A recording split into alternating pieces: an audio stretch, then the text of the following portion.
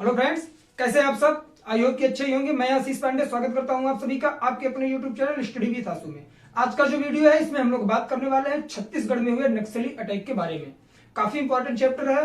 अगर आप लोग स्टेट पीसीएस और यूपीएससी की प्रिपरेशन कर रहे हैं तो उसमें आपका जो एक सब्जेक्ट अलग से आता है, मेंस के लिए ज्यादा इंपॉर्टेंट है, प्रीलिम्स में भी यह क्वेश्चन बन सकता है। रीजन ये है कि यहाँ पर जो आप लोग पढ़ते हैं क्या उसमें अंतरराष्ट्रीय संबंध, उसके तहत नक्सलवाद और आपका जो आतंकवाद होता है, यहां से प्रश्न बनने की पूरी संभावना रहती है। तो अगर आप लोगों को आंतरिक सुरक्षा सही तरीके से पढ़नी है, आंतरिक सुरक्षा अर्थात हमारा ये होता है इंटरनल सिक्योरिटी। इंटरनल सिक्योरिटी में नक्सलवाद और टेररिज्म को सही तरीके से पढ़ा जाता है और उसी के बारे में प्रश्न बनते हैं। तो चलिए बिना किसी देरी के हम लोग वीडियो की शुरुआत करेंगे। इसमें इंपॉर्टेंट क्या है, क्या चीजें हमें देखनी है। सबसे पहले यह देखेंगे कि अटैक हुआ कहां पर। इसे हम लोग न्यूज के वे में लेकर नहीं देखेंगे। न्यूज आप लोग सारे टीवी चैनल पर देख चुके होंगे। हमें सिर्फ वो चीज पढ़ना है जहां से यूपीएससी में प्रश्न बनते हैं, ठीक है। तो हमें यह जानना है कि अटैक हुआ कहां पर, किस संगठन ने अटैक किया और कौन सी आर्म फोर्स वहां पर गई हुई थी, कितने जवान शहीद हुए और साथ ही नक्सलवाद होता क्या है, ये कब से स्टार्ट हुआ, क्यों स्टार्ट हुआ, ये क्यों ऐसा करते हैं नक्सलवाद। सही तरीके से अगर हम लोगों को समझना है तो वीडियो में आप लोग लास्ट तक बने रहेंगे, ठीक है। बात करेंगे हम लोग कि नक्सलवाद को खत्म करने के लिए गवर्नमेंट के द्वारा क्या क्या उपाय किए गए, क्या क्या ऐसी चीजें हैं जो करने से नक्सलवाद को कम किया जा सकता है। तो अगर हम लोग देखें तो ये हमारी एक तरह से फेलियर है, गवर्नमेंट की फेलियर है क्या, नक्सलवाद। अगर नक्सलवाद का अटैक हो रहा है तो इसका मतलब है कि हमारा जो प्रशासन है उसमें बहुत सारी कमियां हैं, ठीक है। सारी चीजें हम लोग समझेंगे। आइए बात करते हैं। छत्तीसगढ़ में हमला हुआ किसका, नक्सलियों का। इसमें 22 जवान शहीद हुए और ये न्यूज कब की है, तो ये 4 अप्रैल की न्यूज है, ठीक है। बात करेंगे कि वो प्लेस कौन सा है जहां पर ये अटैक हुआ। तो बीजापुर आप लोगों ने सुना होगा, जिला बीजापुर और सुकमा और बीजापुर के सरहदी क्षेत्र में 3 गांव पड़ते हैं। कौन कौन से, मोस्ट इंपॉर्टेंट है, याद रखेंगे। जोनागुड़ा, टेकलगुडम और जीरा गांव। कौन सा, जोनागुड़ा, टेकलगुडम और जीरा गांव। यहां पर क्या हुआ कि पुलिस में और माओवादियों में मुठभेड़ हुई। अब आप लोग सोचेंगे कि सर आपने नक्सलवाद बोला और यहां माओवादी का यूज कर रहे हैं, तो जो आप लोगों ने सुना होगा कम्युनिस्ट, चाइना में इस समय कम्युनिस्ट की सरकार है, तो वहां पर माओ नाम के एक व्यक्ति थे। इनके बारे में अगर हम लोग क्या करेंगे, वर्ल्ड हिस्ट्री पढ़ेंगे, तो जब चाइना का इतिहास हम लोग पढ़ेंगे तो सही तरीके से समझने का प्रयास करेंगे। ये होता है साम्यवाद। साम्यवादी लोग होते हैं, अपनी डिमांडें पूरी करवाने के लिए नक्सलवाद का सहारा लेते हैं, ठीक है। तो हम लोग इसे क्या बोल सकते हैं, माओवादी भी बोल सकते हैं और नक्सलवादी भी बोल सकते हैं, ठीक है। तो कहां पर, जोनागुड़ा, टेकलगुडम, जीरा गांव, 3 गांव है। कहां पर, बीजापुर और सुकमा के सरहदी बॉर्डर पर, ठीक है। चलिए अब बात करेंगे कि यहां पर कौन सी फोर्स गई हुई थी। तो इंडिया में आप लोग जानते होंगे कि जहां पर नक्सलवादी एरिया होती है, जैसे छत्तीसगढ़ है हमारा, छत्तीसगढ़ में अटैक हुआ। छत्तीसगढ़, वेस्ट बंगाल और आपका झारखंड पड़ता है, उड़ीसा पड़ता है। इधर क्या होता है, घने जंगल होते हैं, ठीक। तो वहीं पर नक्सलवादी ज्यादा से ज्यादा मात्रा में पाए जाते हैं। तो उसके लिए इंडिया की तरफ से जो फोर्स निर्धारित की गई वो सीआरपीएफ है, सेंट्रल रिजर्व पुलिस फोर्स, जिसे हम लोग अर्धसैनिक बल बोलते हैं। क्या, अर्धसैनिक बल बोलते हैं।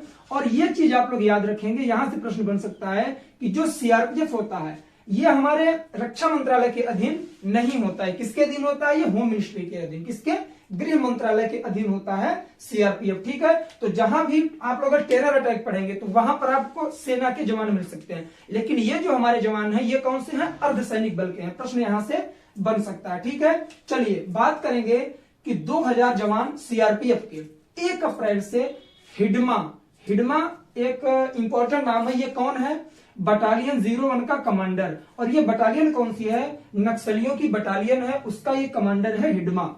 इस पर 40 लाख रुपए का क्या है, इनाम है, ठीक है। तो इसी को पूरी तरह से गिरफ्तार करने के लिए पूरी सेना की फोर्स वहां पर पहुंची हुई थी, आर्म फोर्स हमारे, ठीक है, जिसे हम लोग अर्धसैनिक बल बोलते हैं, सीआरपीएफ। कैसे पहुंची, सूचना कैसे मिली, अगर हम लोगों को ये चीज जाननी है। आप लोग देखेंगे कि अटैक कब हुआ, 4 अप्रैल को हुआ, लेकिन सेना के जवान 1 तारीख से वहां पर क्यों पहुंच गए, कैसे इन्हें पता लगा। तो आप लोग जानते होंगे टेक्नोलॉजी के माध्यम से, जिस एरिया विशेष में वो लोग पाए जाते हैं स्पेशल तौर पर, वहां पर ड्रोन के माध्यम से देखा जा रहा था। तो ये भी सवाल उठता है कि अगर ड्रोन के माध्यम से हम लोग देख रहे हैं फिर भी हमारे जवान शहीद क्यों हुए, अटैक क्यों हुआ। सारी चीजें क्लियर होंगी, वीडियो में आगे बढ़ते रहेंगे। चलिए यहां पर मैंने पहले से लिख रखा है अटैक क्यों हुआ। देखिए कोई भी व्यक्ति नक्सलवाद अगर है, अगर वह नक्सलवादी है तो वो क्यों बना। सबसे पहले एक रीजन ये होता है कि जानना पड़ेगा हमें कि नक्सलवाद होता क्या है और वो व्यक्ति बना क्यों, ठीक है। देखिए अगर कोई भी व्यक्ति होता है गवर्नमेंट से परेशान हुआ या फिर किसी भी तरह से वो परेशान हो रहा है, अपनी डिमांडें पूरी करवाना चाह रहा है और उसकी सुनवाई नहीं हो रही, मैं ये नहीं कह रहा हूं कि नक्सलवादी होना सही है, बट जो चीजें हैं, जो बेस है, क्यों बनते हैं नक्सलवादी, उसका मेन रीजन यही है कि अपनी डिमांडें पूरी करवाना चाहते हैं, चाहे सही डिमांड हो या फिर गलत। जो गवर्नमेंट सपोर्ट नहीं करती तो नक्सलवाद का सहारा ले लेते हैं। कहां के लोग? छत्तीसगढ़, खास करके जंगलों के लोग। जैसे कि आप लोग चंबल का बीहड़ सुने होंगे, वहां भी नक्सलवादी मिलते हैं, ठीक है। तो इस तरह से क्या हुआ कि नक्सलवाद और सरकार के बीच में शांति की वार्ता रखी गई है, ठीक है, कि पीस स्थापित किया जाए सही तरीके से। ये बात कब की है? अगर हम लोग प्रेजेंट टाइम में देखें तो छत्तीसगढ़ में सरकार किसकी है? कांग्रेस की सरकार है और वहां के सीएम है भूपेश बघेल। कौन है? भूपेश बघेल वहां के सीएम है। उनके द्वारा जब चुनावी मुद्दा था तो उसमें इन्होंने एक मुद्दा रखा था कि नक्सलवादियों से हम लोग शांति की वार्ता करेंगे, ठीक है। तो जब इनकी सरकार बनी, ये सत्ता में आए, तो 17 मार्च को डेट रखी गई। अभी जो 17 मार्च बीती 2021 की, इसमें डेट रखी गई कि नक्सलियों से शांति की वार्ता की जाएगी और नक्सली भी तैयार हो गए। लेकिन उन्होंने 3 शर्त रख दी। नक्सलियों ने अपनी 3 शर्त रखी। मोस्ट इंपॉर्टेंट है, सही तरीके से आप लोग देखेंगे और ध्यानपूर्वक समझने का प्रयास करेंगे। उन्होंने डिमांड क्या रखी कि जो हमारा एरिया है पूरा, जहां हम लोग रहते हैं, यहां से सशस्त्र बल को हटाओ। मतलब वहां जो हमारी अर्धसैनिक बल है, सीआरपीएफ है, इसे हटा दो। साथ ही हमारे संगठनों पर जो प्रतिबंध लगाए गए हैं, हमारे जो नक्सलवादी संगठन हैं, गवर्नमेंट के द्वारा उस पर जो प्रतिबंध लगाए गए हैं, उनको पूरी तरह से खत्म किया जाए। और हमारे संगठन के जो दिग्गज नेता हैं, जिन्हें आप लोगों ने पकड़कर कैद किया हुआ है, उन्हें छोड़ दें। तो ये 3 डिमांडें किसकी तरफ से रखी गई? नक्सलवादियों की तरफ से रखी गई। लेकिन भूपेश बघेल जो वहां के सीएम है, उन्होंने इनकार कर दिया पूरी तरह से कि नहीं, अगर आप लोग अपनी ये डिमांडें पूरी करवाना चाह रहे हो तो मैं इन तीनों डिमांडों को नहीं मानता हूं और मैं शांति वार्ता आपसे नहीं कर सकता। तो क्या हुआ? 21 मार्च को, 17 मार्च को डेट रखा गया और 21 मार्च को वार्ता को भूपेश बघेल जी, जो कि छत्तीसगढ़ के सीएम है, उन्होंने रिजेक्ट कर दिया। जब रिजेक्ट कर दिया तो वो जो लोग थे नक्सलवादी, वो पूरी तरह से हिंसात्मक रुख अपनाने लगे। और 23 मार्च को आप लोगों ने न्यूज देखी होगी कि 5 छत्तीसगढ़ पुलिस के जवानों को उन्होंने मौत के घाट उतार दिया। कैसे? बस के नीचे उन्होंने बम लगा दिया और ब्लास्ट कर दिया। और तो 5 जवान थे, 5 के 5 शहीद हो गए। देखिए क्या हुआ, अगर कोई भी व्यक्ति शिकार करता है ना तो पहले चारा डालता है, ठीक है। तो जब नक्सलवादियों ने देखा कि हमारे साथ शांति की वार्ता भी नहीं हो रही है, हमारी डिमांडें भी पूरी नहीं हो रही हैं, तो उन्होंने क्या किया? चारा डालने का प्रयास किया कि गवर्नमेंट के जो सेना के जवान हैं, जो अर्धसैनिक बल है, इन्हें अपनी ओर आकर्षित करें और इन्हें हम लोग पूरी तरह से क्या करें? मौत के घाट उतार दें। तो इन्होंने क्या किया कि हिडमा के आने की सूचना दे दी। क्या हिडमा कौन है? इसके बारे में हम लोग सही तरीके से समझेंगे। हिडमा 01 बटालियन का कमांडर है नक्सलवादियों का। आज तक हमारी जो गवर्नमेंट है ना तो इसका सही तरीके से चेहरा देख पाई है, ना ही इसके एज के बारे में भी सही तरीके से अनुमान लगाया जा सका है। तो ये हमारा एक तरह से देखें ना तो गवर्नमेंट का फेलियर है। जो हमारी आईबी है, क्या है? IB, intelligence bureau. कोई भी कार्य अगर होता है तो सबसे पहले सूचना आईबी को मिलती है। अगर आप लोग 26/11 का अटैक देखेंगे ताज होटल का, तो वहां भी हमारी आईबी पूरी तरह से नाकाम हो गई थी, ठीक है। तो उसके बाद एनआईए का गठन किया गया था आतंकवादियों के बारे में जानने के लिए। लेकिन ये नक्सलवादी अटैक है तो एनआईए की इसमें हम लोगों को क्या फेलियर दिखता है कि पूरी तरह से गवर्नमेंट कार्य नहीं कर पा रही है। जो संगठन बनाए गए हैं उसके जो अधिकारी है, जो ऑफिसर्स है, वो एक्टिव नहीं रहते। ये हमारी कमजोरी है, हमारे प्रशासन की कमजोरी है। जो देश के लोग ही नक्सलवादी बन रहे हैं और हमारे ही सेना के जवानों पर अटैक कर रहे हैं, ठीक है। तो इसमें क्या हुआ, उन्होंने हिडमा के बारे में सूचना दे दी कि जो हमारा कमांडर है वो इस स्पेशल जगह पर आने वाला है।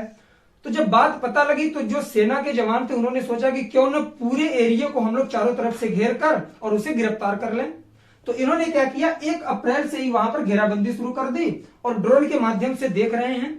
लेकिन जो नक्सलवादी थे वो इनसे भी ओवर स्मार्ट निकले। उन्होंने क्या किया, ये जहां से घेर रहे थे इनके पीछे से ड्रोन से बचकर, जंगल बहुत बड़ा बीहड़ है, वहां पर घने जंगल हैं, तो उन्होंने क्या किया कि ड्रोन से छिपकर इनके पीछे से सेना के जवानों को ही घेरना शुरू कर दिया। सही से समझेंगे।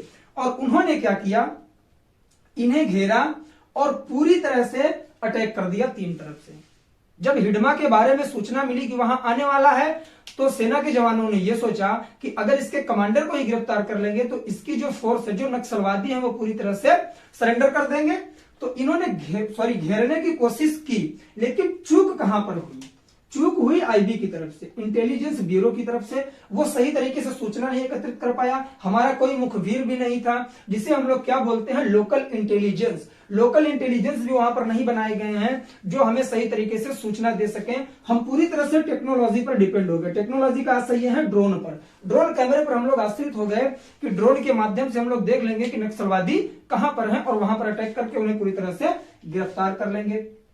तो हुआ क्या, देखिए वहां पर जब ये चारों तरफ से घेर रहे थे उस एरिया को, तो उन लोगों ने कौन सा अटैक किया, इस अटैक का आप लोग नाम रखेंगे क्या, एम्बुश अटैक। क्या एम्बुश अटैक किया उन्होंने। एम्बुश अटैक का मतलब यह होता है कि 3 तरफ से घेर लिया जाएगा और फायरिंग स्टार्ट कर दी जाएगी। ये मोस्ट इंपॉर्टेंट है, ये प्रश्न बन सकता है छोटे एग्जाम्स में, ठीक है। उन्होंने क्या किया, ये चारों तरफ से घेर रहे थे, तो इनके पीछे से 3 तरफ से नक्सलवादियों ने पूरे जवानों को घेर लिया और फायरिंग स्टार्ट कर दी, ठीक है। तो उसमें हमारे 22 जवान शहीद हो गए। ये हमारी लापरवाही है। अगर हम लोग बात करें प्रशासन की, तो प्रशासन की भी लापरवाही है, खास करके आईबी की, इंटेलिजेंस ब्यूरो की ये लापरवाही है। अब हम लोग बात करेंगे ये अटैक के बारे में। हम लोगों ने देखा क्यों हुआ, कैसे हुआ, किसने किया। हिडमा, हिडमा का नाम निकल के आया। हिडमा के बारे में अगर हम लोग जानना चाहें तो हिडमा क्या है, कमांडर है। इसकी उम्र का अंदाजा भी आज तक नहीं लगाया गया और इसकी शक्ल भी नहीं पहचानी गई। 2 इसकी फोटोज आई हैं, लेकिन एक फोटो अगर आप लोग देखेंगे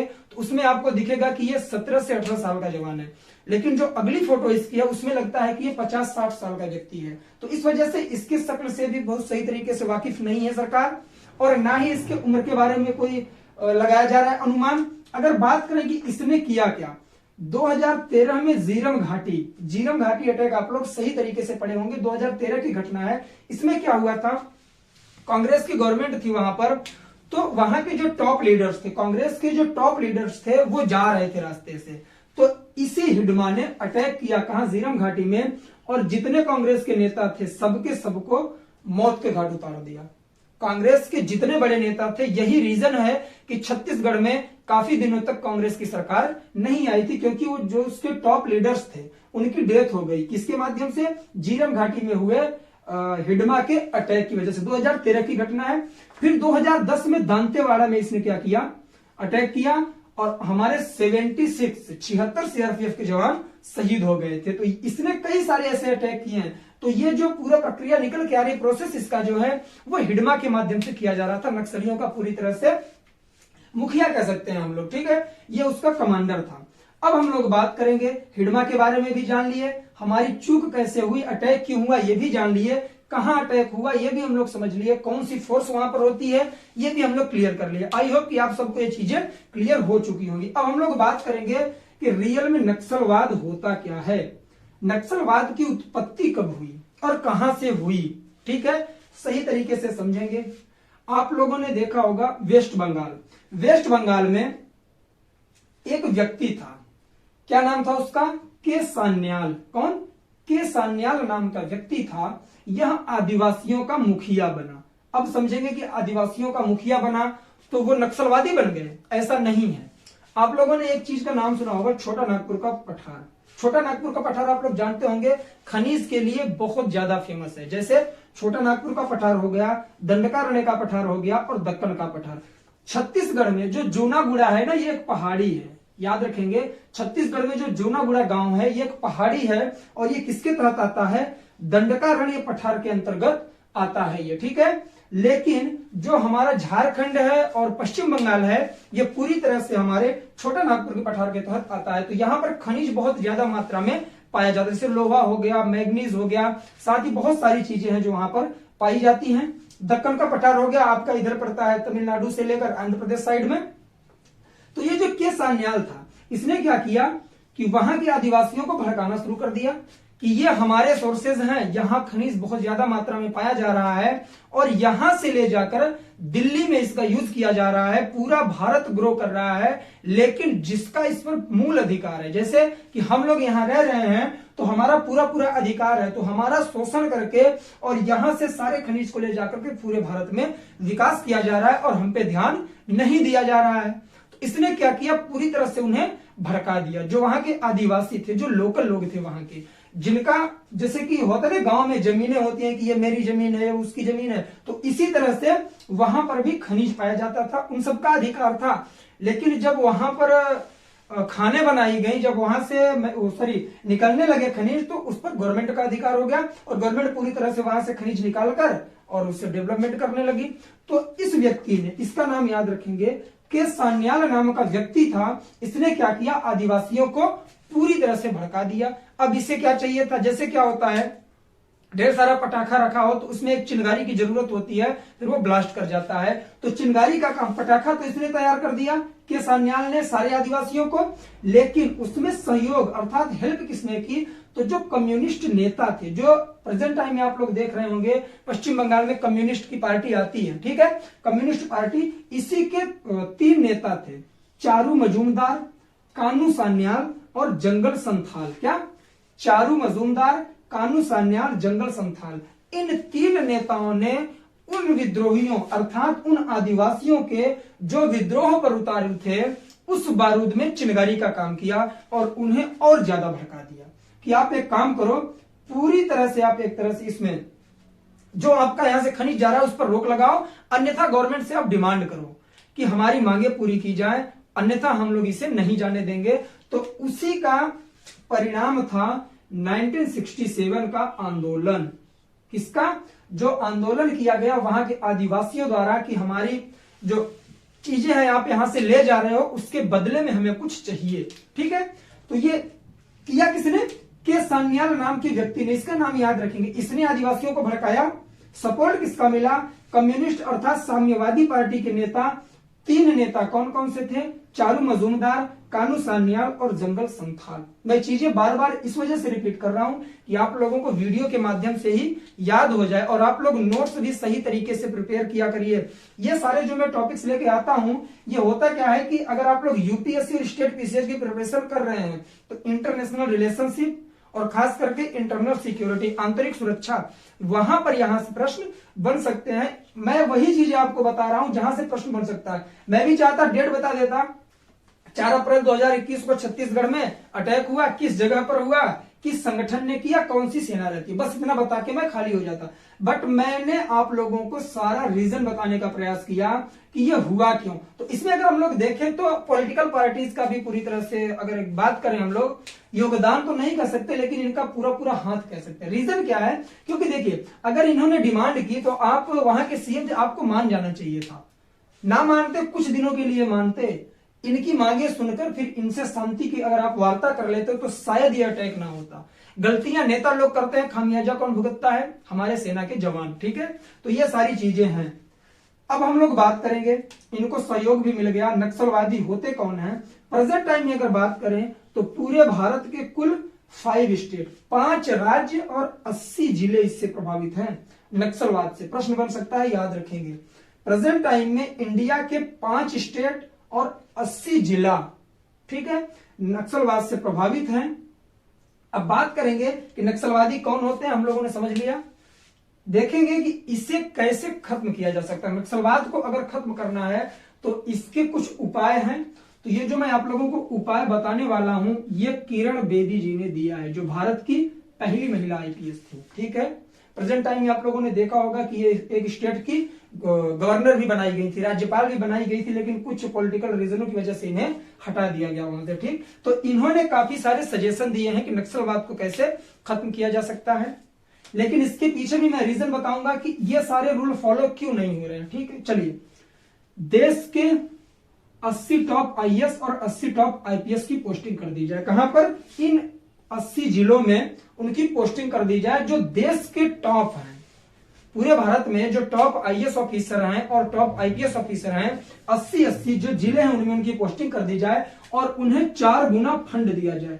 ये कौन कह रहा है, हम नहीं कह रहे, ये किरण बेदी जी ने कहा था कि 4 गुना फंड। ये फंड किस लिए दिया जाए, उस डिस्ट्रिक्ट विशेष का क्या करें, डेवलपमेंट करें, विकास करें। तो इससे क्या होगा कि जो नक्सलवादी हैं उनकी डिमांडें पूरी होंगी, उनके देखिए पहुंचने का प्रयास करें। कैसे पहुंचेंगे, लोकल इंटेलिजेंस का विकास करें। लोकल इंटेलिजेंस का बात वही, जैसे हम लोग हिंदी में बोलते हैं मुखबिरी करना, किसी भी चीज को बताना, यह कहलाता है हमारा लोकल इंटेलिजेंस का कार्य, ठीक है। और साथ ही साथ गृह मंत्रालय का खुद का ऑफिस हो उस विशेष जिले में। क्यों, क्योंकि जो सीआरपीएफ है किसके अंतर्गत कार्य करती है, होम मिनिस्ट्री के अंतर्गत। तो अगर हम लोग जैसे वहां पर अटैक हुआ, कोई भी बात हुई, तो सीआरपीएफ के जवान जो होते हैं वो क्या करते हैं, दिल्ली में संपर्क करते हैं, किससे, होम मिनिस्ट्री से। लेकिन अगर उस जिले विशेष में होम मिनिस्ट्री का ऑफिस बना दिया जाएगा तो ये जो प्रशासनिक प्रक्रिया है जल्दी पूरी हो जाएगी और सही तरीके से उस पर एक्शन लिया जा सकेगा। तो अब बात करते हैं कि अगर इन्होंने ये सारे राय दिए, 4 राय इन्होंने दिया, सजेशन बताया कि ये किया जाए, इसे फॉलो क्यों नहीं किया जा रहा है। मैंने आप लोगों से बताया कि कुल 5 राज्यों में नक्सलवाद है और कभी ऐसा टाइम नहीं आया कि इन 5 राज्यों में एक ही पार्टी की सरकार बने। यही रीजन है कौन सी पार्टी, देखिए हर कोई क्या करता है, जो राजनीतिक नेता होते हैं ना, वोट बैलेंस बनाते हैं अपना, ठीक है। तो कौन इसके अगेंस्ट जाए, कौन पार्टी इसके अगेंस्ट जाए और नक्सलवादियों से मुठभेड़ करे। मुठभेड़ का आशय है अपना वोट बैंक खराब करें।